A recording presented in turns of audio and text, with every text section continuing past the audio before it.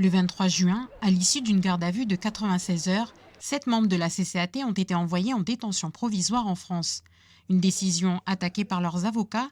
Près de 2 semaines après, la décision a été rendue cet après-midi. Brenda Wanabo et Frédéric Mouliava vont être relâchés de détention. Elles seront assignées à résidence dans l'Hexagone avec des obligations telles que le port d'un bracelet électronique pour une durée de 6 mois. Une première victoire pour l'avocat de Brenda Wanabo. Chaque personne a pu justifier d'une adresse en métropole et nous c'était le combat qu'on menait, expliquer que la détention notamment de Madame Wanabo n'était pas justifiée et qu'elle devait être placée sous bracelet électronique.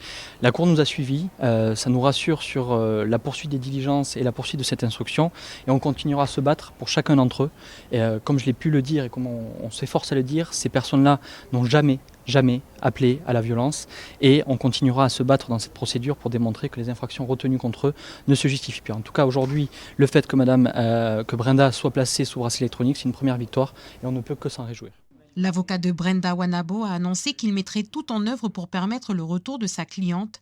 En ce qui concerne les autres membres de la CCAT détenus, Maître Calmé a annoncé un pourvoi en cassation pour Guillaume Vama et Joël Chibaou.